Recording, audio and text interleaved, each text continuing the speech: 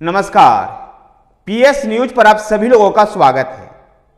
महाराष्ट्र में उद्धव ठाकरे के साथ इन दिनों सब कुछ ठीक नहीं हो रहा है। किसी समय शिवसेना देश में हिंदुत्व की विचारधारा के लिए जानी जाती थी, जिस विचारधारा को बाला साहब ठाकरे ने महाराष्ट्र की राजनीति में लंबे समय तक संचित किया और भारतीय जनता पार्टी के साथ उनका गठबंधन भी इसलिए उनको नेचुरल कहा जाता था कि दोनों ही पार्टियां जो हिंदुत्व की विचारधारा पर चलती थी। लेकिन 2019 के लोकसभा चुनाव और उसके बाद विधानसभा चुनाव के पश्चात महाराष्ट्र में जिस प्रकार से राजनीतिक समीकरण में बदलाव आया है, जिस प्रकार से उद्धव ठाकरे जो बाला साहब ठाकरे के बेटे हैं, कांग्रेस के साथ जा करके सरकार बनाई और वो सरकार भी टिक नहीं पाई। उसके बाद शिवसेना दो फाड़ हो गई और शिवसेना का नाम और चुनाव चिन्ह दोनों ही अब उद्धव ठाकरे के साथ नहीं है। शिवसेना का जो दूसरा गुट है एकनाथ शिंदे के पास, जो कि राज्य में अभी मुख्यमंत्री भी हैं, शिवसेना नाम की पार्टी और शिवसेना का जो चुनाव चिन्ह था धनुष्बाण, वो एकनाथ शिंदे के पास है।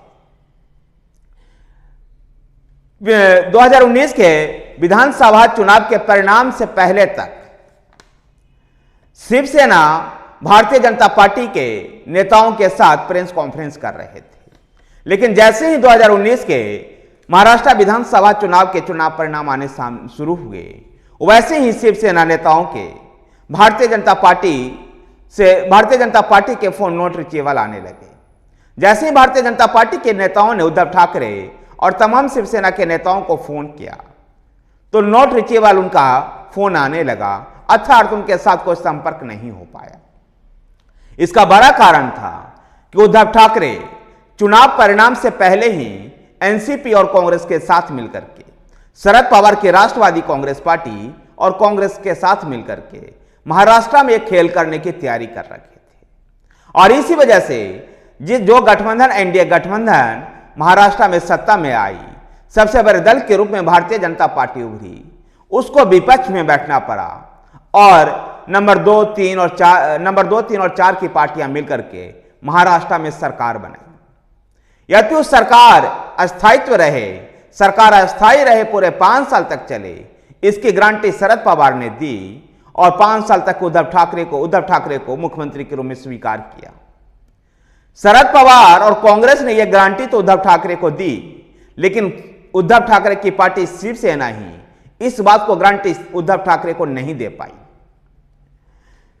विधान परिषद चुनाव के पश्चात 20 जून 2022 को शिवसेना में बगावती सुर दिखाई दिए, जब उद्धव ठाकरे सरकार में मंत्री एकनाथ शिंदे के नेतृत्व में 15 विधायकों के साथ सूरत में डेरा डाल लिया।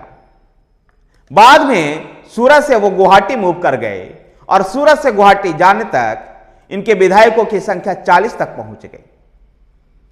शिवसेना लगभग शिवसेना के अंदर 2/3 टूट थी और शिवसेना पार्टी के अंदर जो ये टूट थी, इसके कारण से उद्धव ठाकरे सरकार को इस्तीफा देना पड़ा।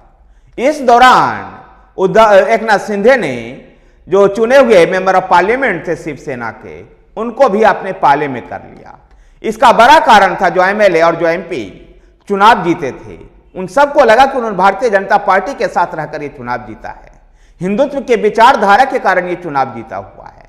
ऐसे में अपने मतदाताओं के बीच में जाने से संकोच करने लग गए थे और इन संकोच की वजह था कि उन लोगों ने बगावत किया, जिसको भारतीय जनता पार्टी ने हाथों हाथ लेते हुए महाराष्ट्र में एकनाथ शिंदे के नेतृत्व में एक नई सरकार बनाई, जिसमें भारतीय जनता पार्टी के नेता देवेंद्र फडणवीस डिप्टी सीएम बने। बाद में एनसीपी में भी टूट हुई। एनसीपी में टूट होने के बाद अजीत पवार के साथ जो गुट था एनसीपी का, वो भी इस सरकार में शामिल हो गया और इस तरह से एकनाथ शिंदे के नेतृत्व में सरकार चल रही है, जिसमें देवेंद्र फडणवीस और अजीत पवार 2 डिप्टी सीएम हैं। 2024 के लोकसभा चुनाव में महाराष्ट्र में 2019 के अपेक्षा पूरा राजनीतिक समीकरण बदला हुआ है। जहां शिवसेना पहले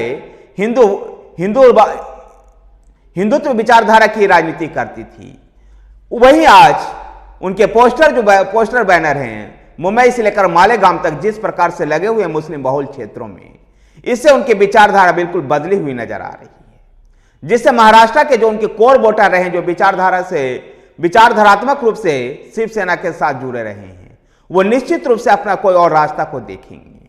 वो उद्धव ठाकरे और कांग्रेस पार्टी और शरद पवार को वो वोट नहीं करेंगे। ऐसे में देखना दिलचस्प होगा कि महाराष्ट्र की राजनीति में आखिर भारतीय जनता पार्टी कितना सशक्त बनकर के उभर पाती है। क्या एकनाथ शिंदे के नेतृत्व वाली शिवसेना, जो ठाकरे परिवार के बिना आगे चल पाएगी या नहीं, इसकी भी दिशा तय हो पाएगी। अजीत पवार की भी परीक्षा होनी है, जब वो अपने चाचा शरद पवार से अलग होकर के और असली एनसीपी के हकदार बन गए हैं, तो क्या वो असली एनसीपी को चला पाते हैं या नहीं। देखना दिलचस्प होगा महाराष्ट्र की राजनीति में 2024 का लोकसभा चुनाव और उसके बाद 2024 का विधानसभा का चुनाव इस बात को तय कर पाएगा। जिस प्रकार से 2019 के लोकसभा चुनाव के बाद विधानसभा चुनाव में भी पुराने गठबंधन दिखाई दिया, भारतीय जनता पार्टी और शिवसेना, एकीकृत शिवसेना के नेतृत्व में एनडीए, तो कांग्रेस और एनसीपी के नेतृत्व में जो विपक्षी गठबंधन था। लेकिन 2019 विधानसभा चुनाव के बाद जिस प्रकार से महाराष्ट्र की राजनीति में परिवर्तन आया, शिवसेना एनडीए को छोड़ते हुए कांग्रेस और एनसीपी के साथ मिलकर के महाविकास आघाड़ी गठबंधन सरकार बना ली। तो दूसरी ओर शिवसेना में टूटने के बाद एकनाथ शिंदे के साथ भारतीय जनता पार्टी ने महायुति सरकार का गठन किया, जिसमें बाद में अजीत पवार के नेतृत्व में एनसीपी भी शामिल हो गई। अब महाराष्ट्र की राजनीति में असली परीक्षा उद्धव ठाकरे की अब होगी, जब उनको अपने विचारधारात्मक वोटरों को अपने साथ साधना होगा। क्या वो ऐसा कर पाते हैं, और क्या जो विचारधारा के आधार पर जो वोटर शिवसेना और भारतीय जनता पार्टी के गठबंधन को वोट करते थे, क्या 2024 में भी वो ऐसा कर पाएंगे? क्या उनके लिए आसान होगा कि मुंबई से मालेगांव तक शिवसेना के जो पोस्टर लग रहे हैं मुस्लिम बहुल क्षेत्रों में, क्या उसको वो पचा पाएंगे?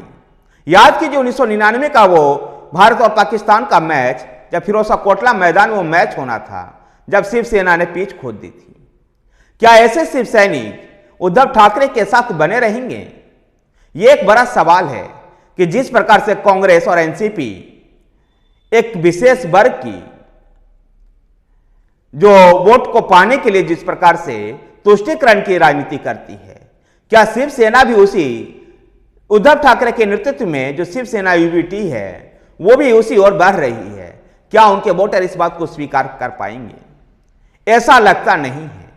कह सकते हैं कि जो उद्धव ठाकरे ने भाजपा को धोखा दिया था, अब उनके मतदाता उनके साथ धोखा करने में लगे हुए हैं। धन्यवाद साथियों, वीडियो को लाइक कीजिए, शेयर कीजिए। हमारे साथ बने रहने के लिए हमारे चैनल पीएस न्यूज को सब्सक्राइब कीजिए। धन्यवाद।